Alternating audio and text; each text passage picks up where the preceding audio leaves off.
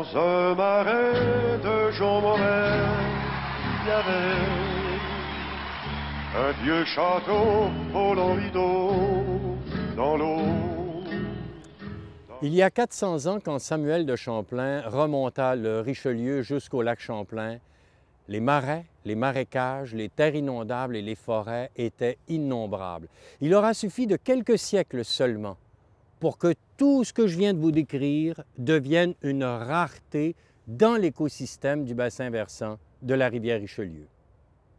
Si nous regardions une carte du bassin versant du Richelieu, de sa source, le lac Champlain, à son embouchure à Sorel, en passant par Belleuil et Saint-Bruno, on verrait que nos boisés, nos terres humides, sont devenus des raretés.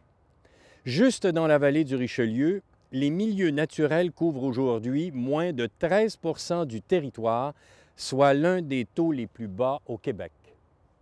L'agriculture industrielle, la spéculation foncière et l'étalement urbain ont largement contribué à dégrader nos boisés, nos marais, nos cours d'eau, sans parler de la contamination de nos sols, de l'air que nous respirons et la disparition de toutes sortes d'espèces d'animaux et de plantes.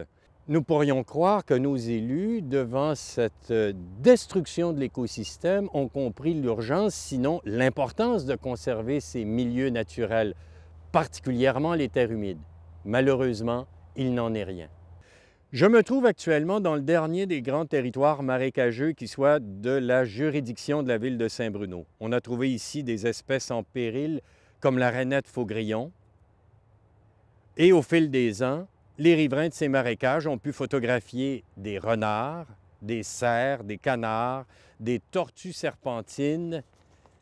Nous le voyons, ces marécages sont d'immenses réservoirs de connaissances scientifiques sur la nature et de formidables bibliothèques d'émerveillement pour nos enfants.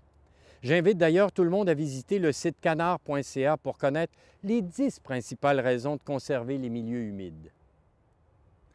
Dans le nouveau plan d'urbanisme de la ville de Saint-Bruno, les 40 hectares de boisés de marécage où je me trouve sont classés zone résidentielle.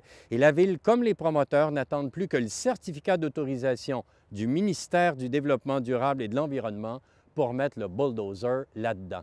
Oui, c'est bien sûr que j'entends certains d'entre vous crier au scandale et se désoler de l'indifférence des citoyens à voir leur milieu naturel s'appauvrir. Mais sachez que les citoyens ne sont pas tant indifférents qu'ignorants de ce qui se passe, tout simplement parce que la ville, qui a mené des études de caractérisation scientifique sur ces milieux naturels, les a tenues secrètes. Comment voulez-vous défendre vos milieux humides si vous ignorez qu'ils existent dans votre propre ville? Voyez-vous, le site où je me trouve est situé à peine à 20 minutes du siège mondial de la biodiversité. En effet, ce qu'on appelle le Secrétariat international des Nations unies sur la Convention sur la diversité biologique est situé dans le centre-ville de Montréal. Et nous, comme des cordonniers mal chaussés, nous laissons nos villes détruire nos milieux naturels.